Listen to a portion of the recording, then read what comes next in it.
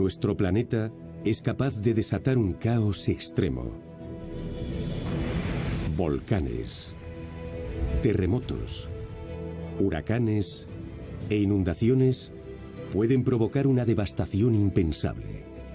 No hemos visto lo peor que puede mostrarnos la madre naturaleza.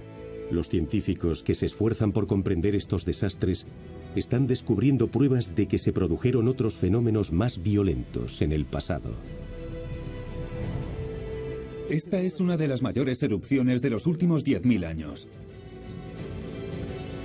Están desvelando pistas que indican que las peores catástrofes de la historia podrían repetirse.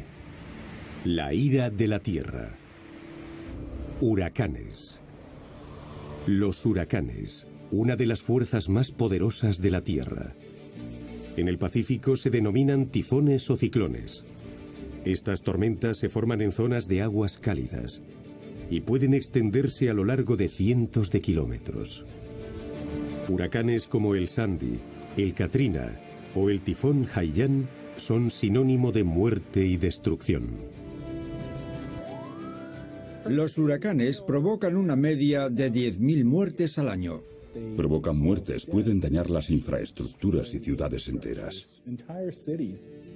Ha provocado una destrucción enorme. Es increíble. Estas enormes tormentas afectan a millones de personas cada año.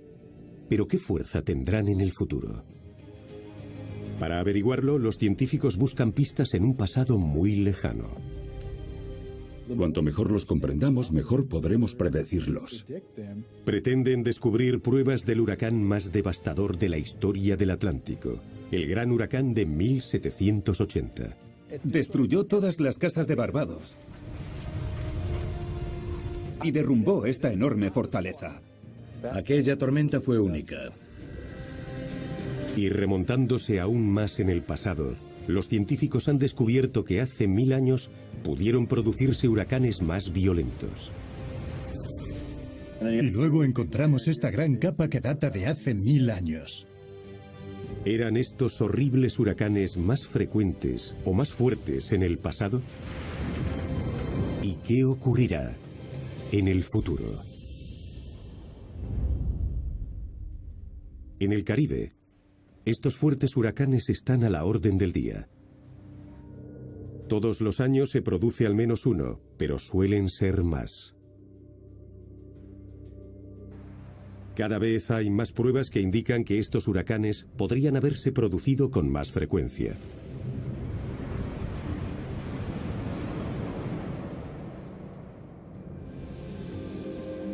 Wayne Neely, meteorólogo e historiador, ha acudido al Archivo Nacional de la isla de Barbados, la isla del Caribe más situada al este.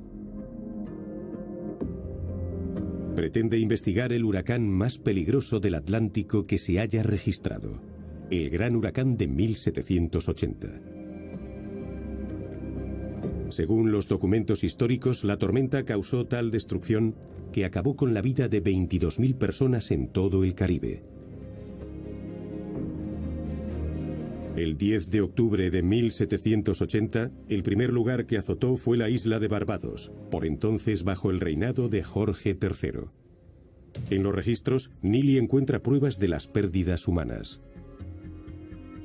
Encontramos 4.500 nombres de personas que murieron en el gran huracán de 1780.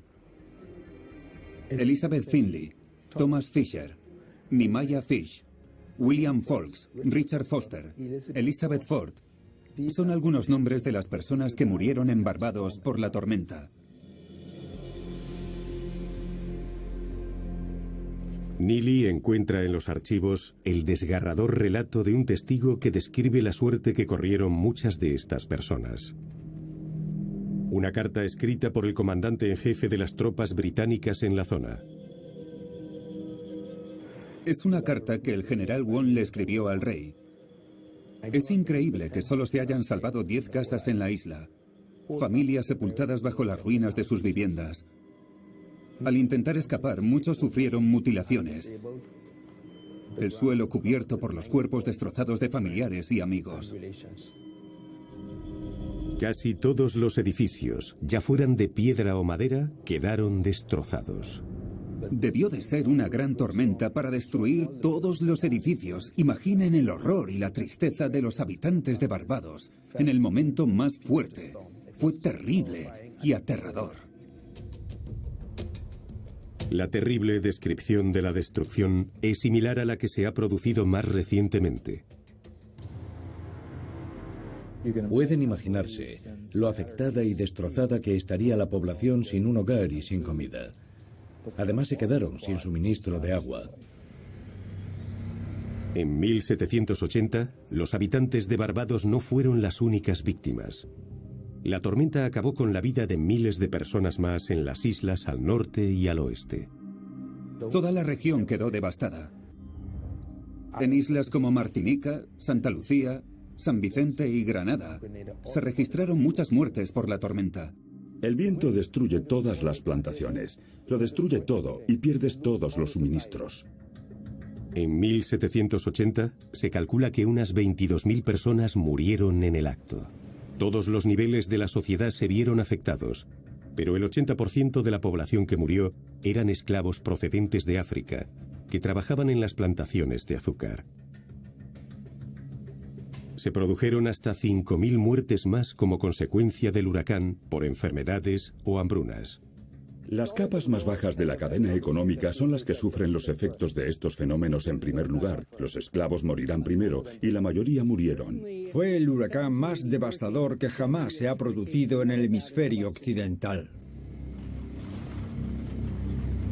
El gran huracán de 1780 causó 15 veces más muertes que el huracán Katrina en 2005 y un 50% más que el huracán Mitch en 1998, el más devastador que recordamos, matando a 18.000 personas.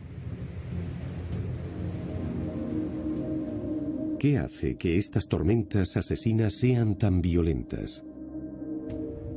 Hay satélites meteorológicos que rastrean los huracanes en la actualidad, como el huracán Matthew en 2016.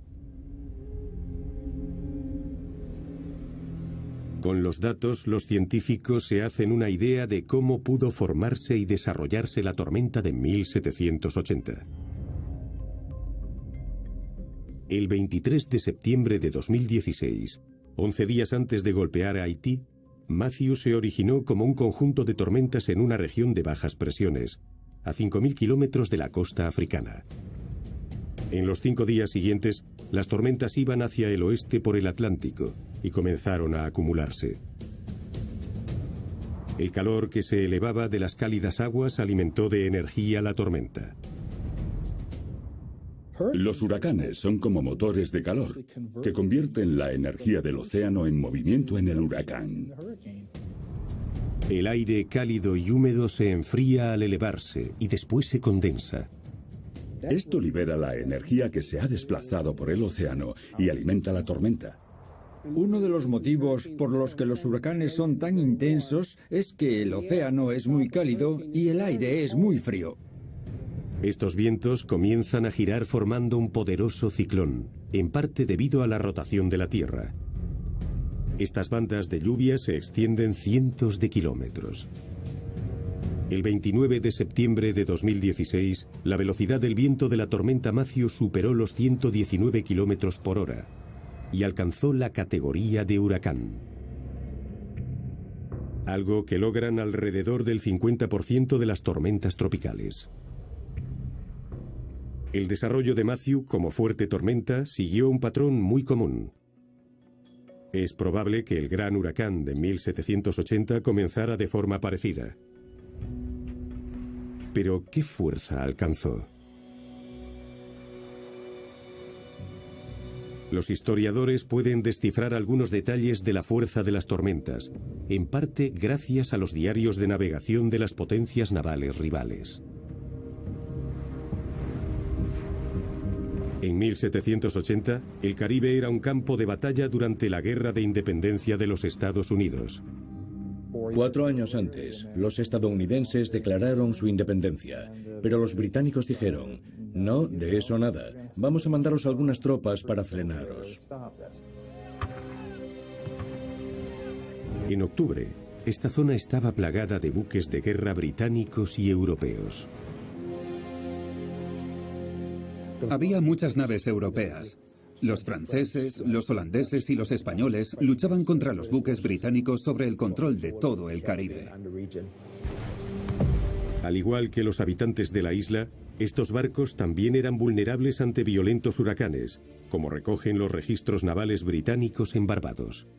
En los registros navales vemos que perdieron muchos barcos. El HMS Laurel, el HMS Andrómeda y el HMS Dill Castle. Todos a causa del gran huracán de 1780.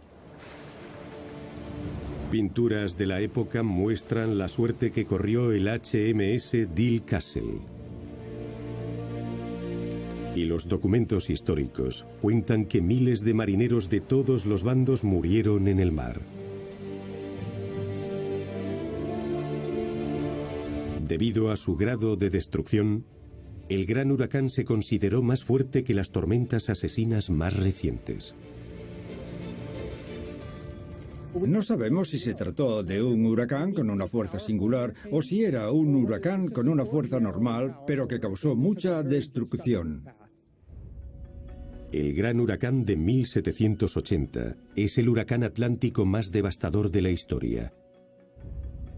200 años después, parece imposible determinar cómo se convirtió en una tormenta tan asesina. El experto en historia del clima, Mike Chenoweth, pretende descubrirlo. Para ello, rastrea viejos cuadernos de navegación en busca de pistas. Y ha encontrado una entrada del 9 de octubre, un día antes de que el huracán azotara Barbados. Lo que encontré en mi investigación fue la primera señal del huracán identificada por la fragata española Diana. Se trata de la primera narración en la que un barco avista el gran huracán. Estaban a unos 480 kilómetros al este de la isla de Trinidad, en el sureste de Barbados, a 10 grados de latitud. Sobre nosotros se cernió un violento huracán que nos azotó durante 48 horas sin descanso. El viento soplaba con fuerza en todas las direcciones y la fragata se movía con el fuerte oleaje. Varios días antes de llegar a Barbados, ya se había convertido en huracán.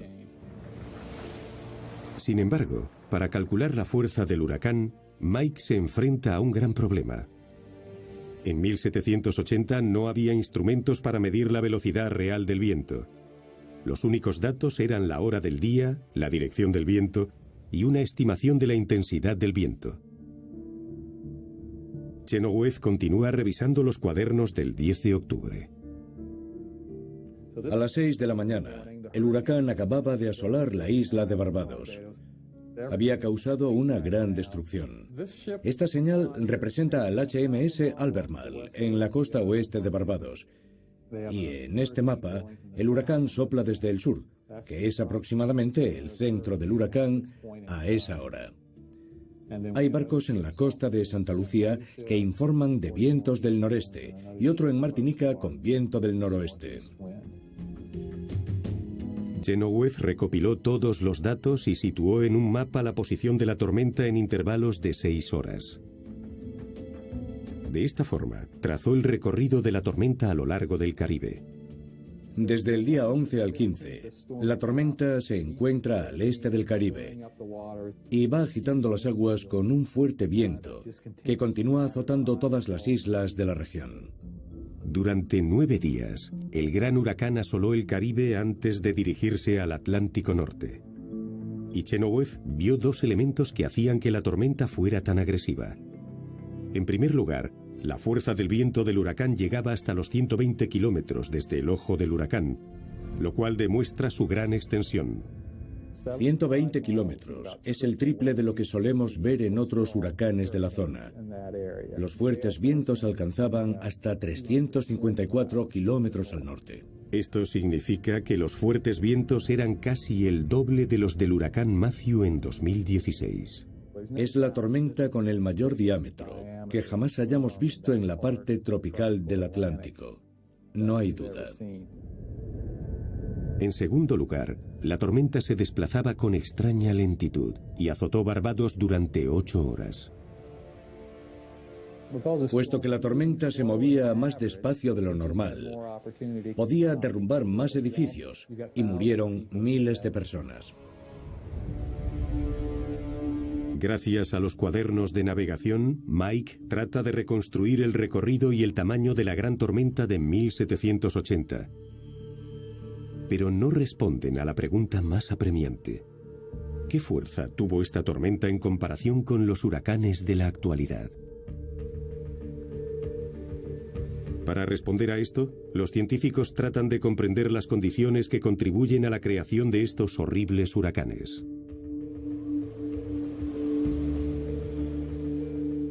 Es necesario que se reúna perfectamente una compleja red de condiciones para intensificar esta tormenta, lo cual no es fácil. Los científicos coinciden en que hay 3 elementos clave para la tormenta perfecta. En primer lugar, para que un huracán aumente su fuerza, tiene que haber una capa de agua cálida de 60 metros de profundidad. De lo contrario, el huracán se debilita. Los huracanes elevan el agua fría que está bajo las aguas cálidas y enfrían la superficie. Es como echar agua fría al fuego. En segundo lugar, los vientos cruzados en la parte alta del huracán no deben ser muy fuertes o alterarían la formación de la tormenta. Esto introduce aire seco en el centro del huracán, que también es como echar agua fría al fuego. Finalmente, los huracanes necesitan humedad en la atmósfera. Si se dan todas estas condiciones, la velocidad del viento en el ojo del huracán puede aumentar rápidamente. Son las tormentas más fuertes del planeta. En una escala del 1 al 5, un fuerte huracán alcanza una categoría 3 o superior con vientos de 178 kilómetros por hora o más. Con vientos de 120 kilómetros por hora, puedes salir a la calle, aunque no es recomendable. Pero con un huracán de categoría 3 o 4, no podrías mantenerte en pie.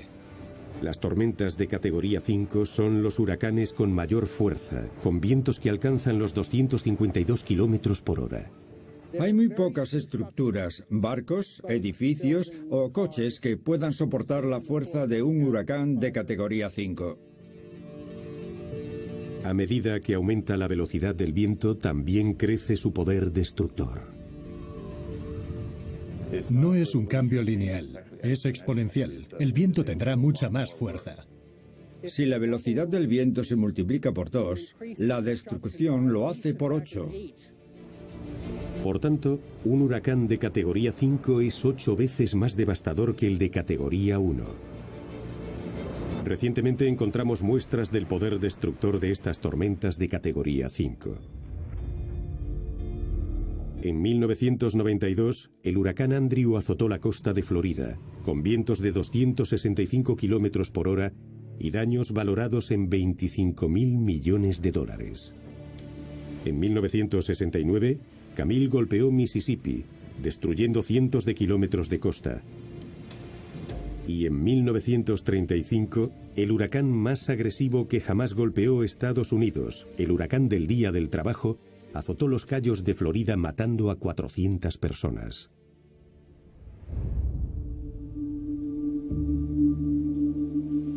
El climatólogo Mike Chenoweth ha descubierto que el gran huracán de 1780 destruyó un área mucho mayor y provocó miles de muertes más que cualquiera de las tormentas de categoría 5 de hoy en día.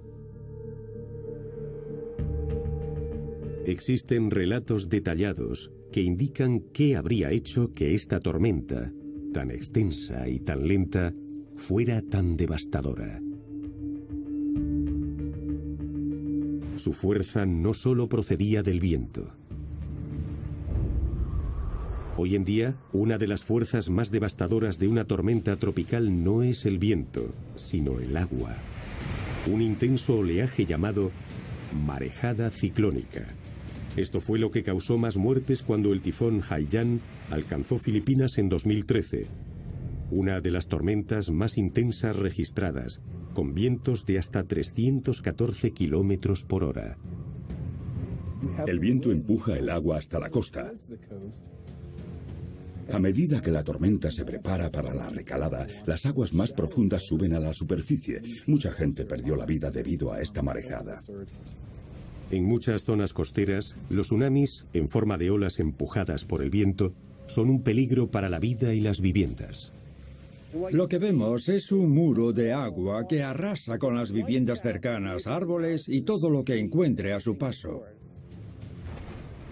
En algunos casos, esta marejada ciclónica puede alcanzar de 3 a 6 metros de altura y puede arrasar con cualquier cosa que se encuentre hasta 1,5 kilómetros de la costa.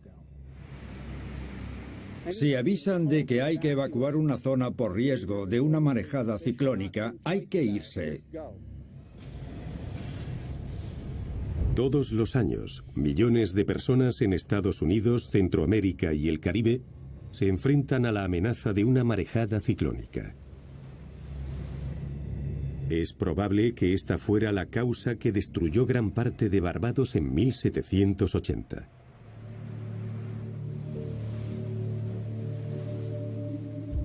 De repente, estas enormes marejadas ciclónicas, con una fuerza increíble, destruyeron la ciudad.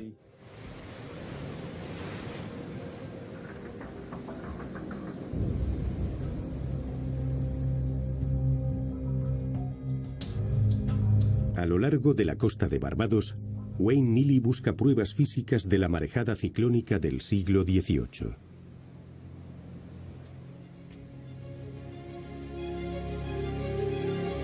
Esto es Fort Charles, a las afueras de la capital, Bridgetown. Tuvieron que reconstruirlo después de que el huracán de 1780 destruyera por completo el original. En 1780, antes del huracán, esta fortaleza tenía una estructura enorme. Los muros eran más altos y tenían un grosor de 1 metro.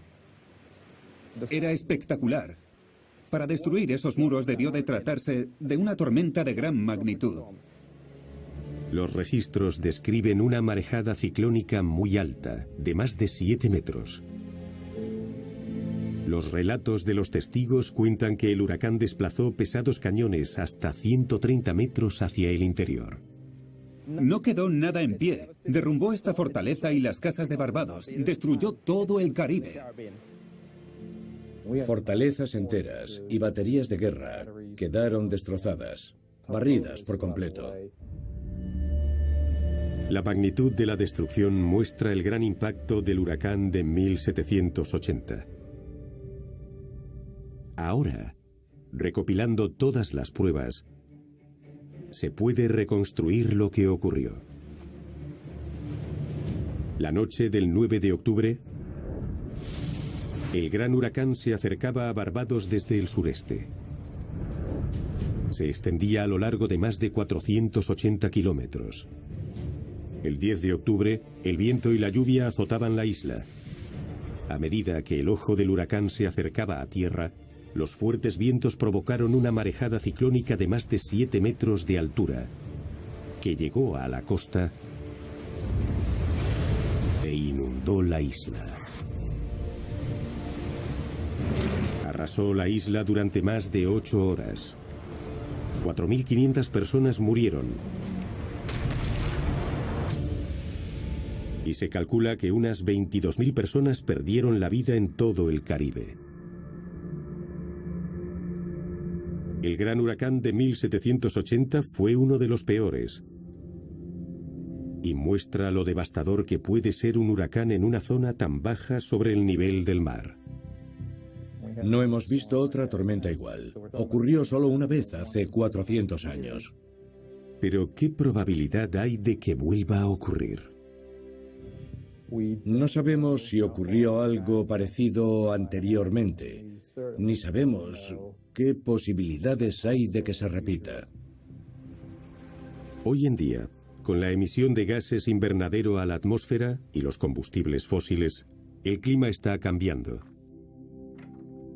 Algunos científicos, como Kerry Emanuel, prevén un posible aumento de la frecuencia y la magnitud de los huracanes. Pero es un problema complicado. Actualmente los científicos emplean datos procedentes de los satélites para elaborar simulaciones por ordenador que ayuden a realizar predicciones. Pero estos datos tan precisos solo se remontan unas décadas atrás. Tenemos datos bastante precisos que tan solo se remontan hasta 1970. Y antes no teníamos satélites. Y si vamos a 1940, tampoco teníamos aviones. No hay suficientes datos para crear patrones de comportamiento de los huracanes. Lo necesario para predecir el futuro son más datos sobre los huracanes del pasado. Si comprendiéramos la actividad, la intensidad y la frecuencia de las tormentas hace 1000 o 2000 años, podríamos evaluar con mayor certeza el comportamiento de los huracanes en el presente y en el futuro.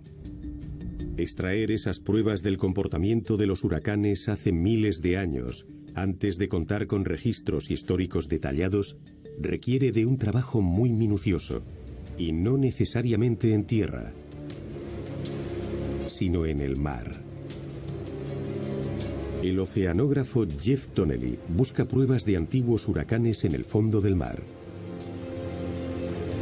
Su búsqueda lo ha llevado casi 2000 kilómetros al oeste de Barbados, hasta Jamaica. Esto es Discovery Bay, en la costa norte. Donnelly y su equipo pretenden comprender los huracanes investigando el pasado en profundidad. Queremos encontrar pruebas antiguas en los sedimentos. Nos dará información de hace miles de años. El equipo se centra en una parte de la bahía, junto a un arrecife, con muy poca profundidad para el buque Atlantis. La única forma de llegar es construir una balsa y situarla en esa zona. Su objetivo es un agujero azul. Una depresión natural creada en la roca de caliza. A Donnelly le interesan los sedimentos que se encuentran atrapados en su interior. Los agujeros azules dan información sobre huracanes. Como una cápsula del tiempo, los sedimentos entran y ya no salen. En días tranquilos, los sedimentos de granos y arena se depositan en el agujero y se acumulan en el tiempo. Pero la violenta fuerza de un huracán introduce otros restos en el agujero. Cuando se produce un huracán, hay vientos potentes y marejadas ciclónicas que se elevan sobre el arrecife y arrastran corrientes, que arrancan trozos de coral e introducen arena en el agujero azul.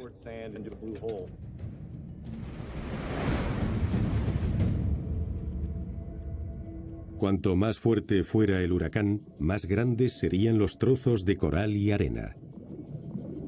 Durante miles de años, este sedimento se distribuye en capas en el interior del agujero azul.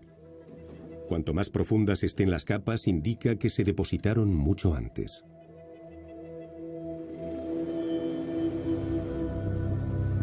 Introducen un tubo hueco en el agua. Lo hacen vibrar entre los sedimentos y extraen las muestras que han quedado atrapadas en el interior.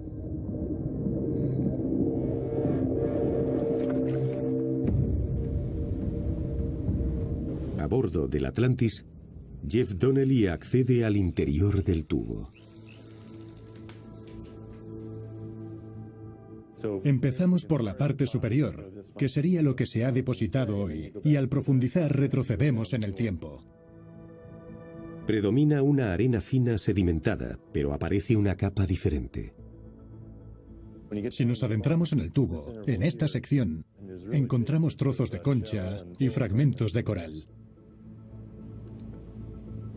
Al lavar y tamizar las muestras, aparecen trozos de coral más grandes mezclados con la arena.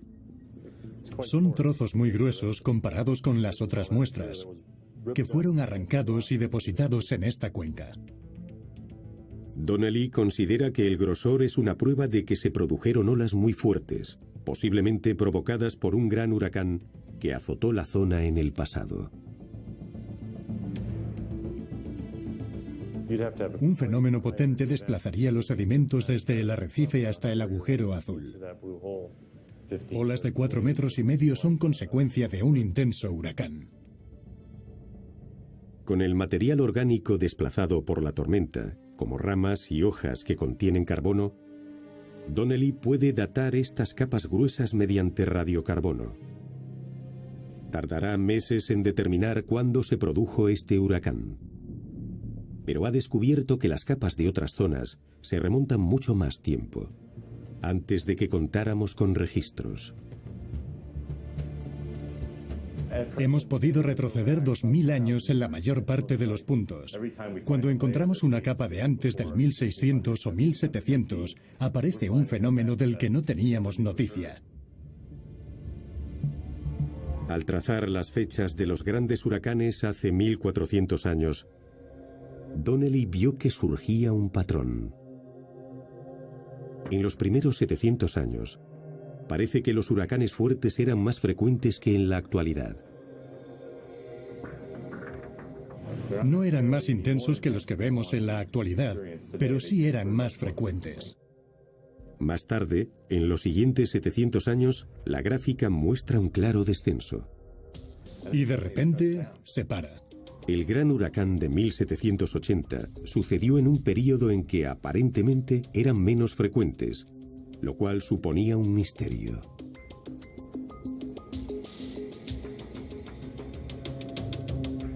Pero, ¿qué provocó este descenso de la actividad de los huracanes hace unos 700 años? Donnelly sugiere que podría deberse a los cambios en la temperatura de la superficie del mar.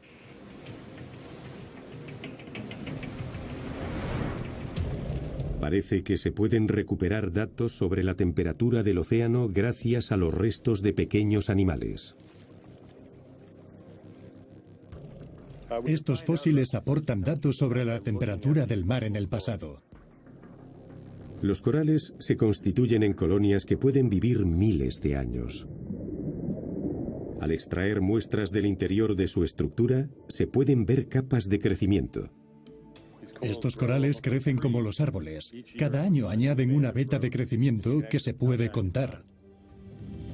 Durante la formación de los esqueletos, los corales absorben oxígeno del agua, que se presenta en dos formas diferentes: oxígeno 16 u oxígeno 18, que tiene 2 neutrones más en su núcleo y es más abundante en el océano, cuando las temperaturas son más frías. Al medir la proporción de estas dos formas de oxígeno en las capas de los esqueletos, los científicos pueden calcular las temperaturas relativas del océano a lo largo de miles de años. El uso de los corales para determinar la temperatura es muy preciso. Podemos saber incluso el año. Al analizar la temperatura de la superficie del mar en el Caribe en los últimos 1400 años, se muestra un patrón. En los primeros 700 años parece más cálida que en los siguientes 700 años. Los resultados coinciden con los datos históricos y científicos que indican un cambio climático, desde una época llamada período cálido medieval hasta un período más frío, denominado la Pequeña Edad de Hielo. Cuando Donnelly comparó las temperaturas con su gráfica de actividad de los huracanes, parece que en el pasado, cuando la temperatura era más cálida, se producían más huracanes intensos. Muchos factores pueden alterar la actividad de los ciclones o huracanes, pero está claro que hay una relación entre la temperatura del mar y los huracanes. Pero estos hallazgos plantean un misterio. 1780, el año del gran huracán, pertenece a la etapa más fría de la Pequeña Edad de Hielo.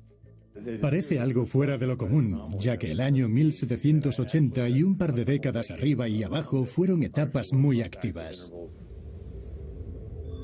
Pero Donnelly estudió las temperaturas de la superficie del mar y detectó un aumento breve pero marcado en las décadas próximas a 1780.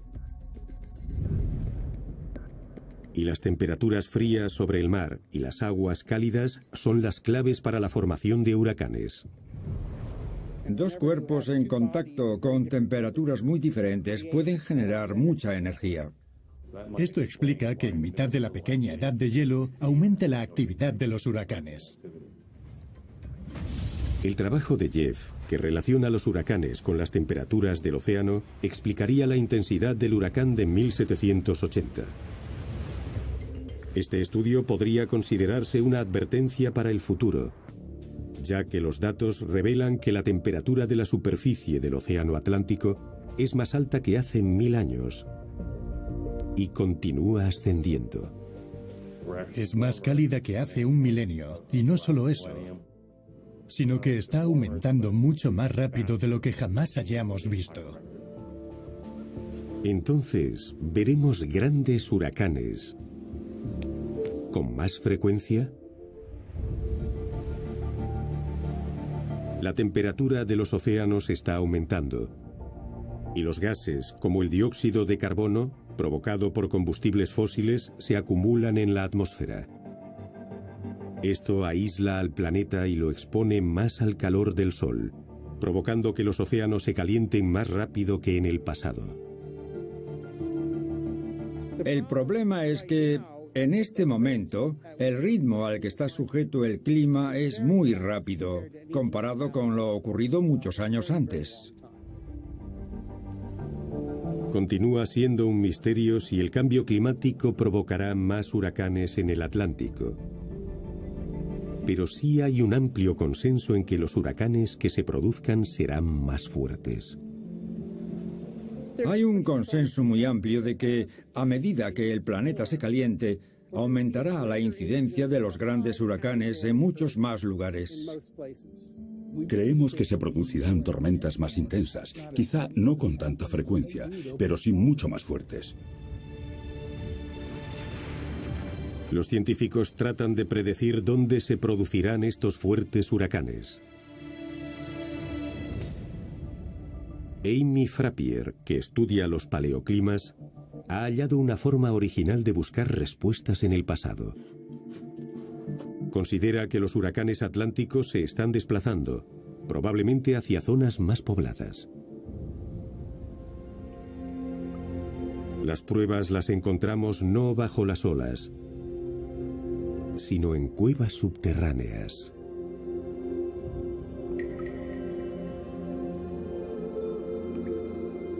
En el interior de estalagmitas como estas se encuentran restos químicos de huracanes que se produjeron hace miles de años. Aquí tenemos una estalagmita de Belice, donde sabemos que los huracanes forman parte del clima. El agua de lluvia se filtra a través del suelo sobre la cueva y disuelve los minerales de las rocas. Después, al caer gota a gota desde el techo, deja parte de este mineral y una marca química de la propia agua de lluvia. Con el paso de los años, se acumula para formar estalagmitas. En el laboratorio, Frappier secciona las estalagmitas y pule la superficie. Esto deja a la vista varias capas. Aquí vemos toda la historia de lo que ha ocurrido a lo largo de los años. Vemos muchos cambios de color y textura al pasar de la parte más antigua a la más reciente en la punta. Es posible identificar las huellas químicas de un huracán en estas capas, puesto que la lluvia de los huracanes es químicamente diferente a la de una tormenta normal. Es el resultado de la diferencia entre el oxígeno 16 y el oxígeno 18, que cuenta con 2 neutrones más en el núcleo. En una tormenta normal, las gotas de lluvia se evaporan ligeramente al caer. El oxígeno 16, más ligero, se evapora rápido, dejando más oxígeno 18 en la lluvia, que es más pesado. Pero en un huracán, el aire es tan húmedo que se produce muy poca evaporación, lo cual significa que la lluvia de un huracán tiene más presencia de oxígeno 16 que en una tormenta normal. Al encontrar ese oxígeno más ligero, sabemos que es la huella de un antiguo huracán. Para identificar esta marca química, Frappier aísla las capas de la estalagmita pulida y extrae una muestra microscópica en forma de polvo.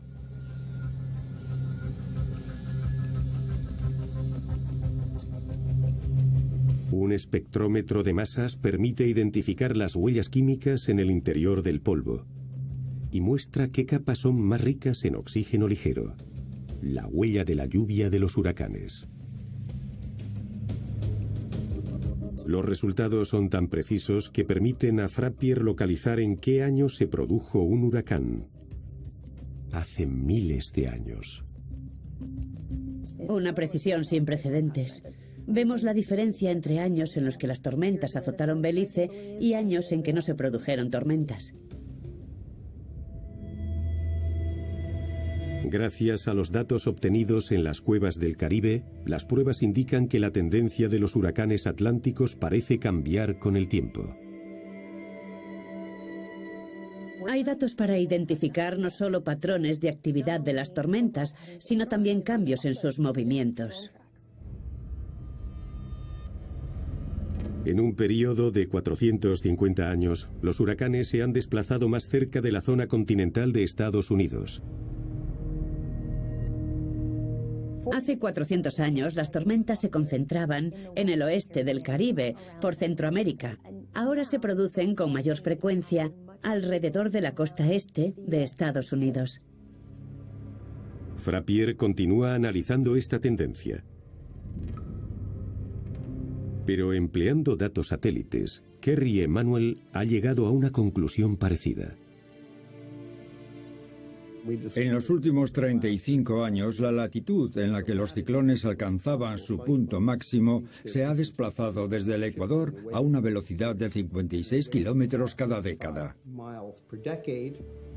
Emanuel piensa que el cambio climático está provocando este giro. Si observamos el calentamiento global, vemos que el Ártico se está calentando más rápido. A los huracanes les gustan las aguas cálidas, por lo que se están desplazando hacia los polos. En tan solo 30 años, se ha desplazado casi 170 kilómetros más cerca de las zonas más pobladas de la costa este de Estados Unidos, la costa oriental.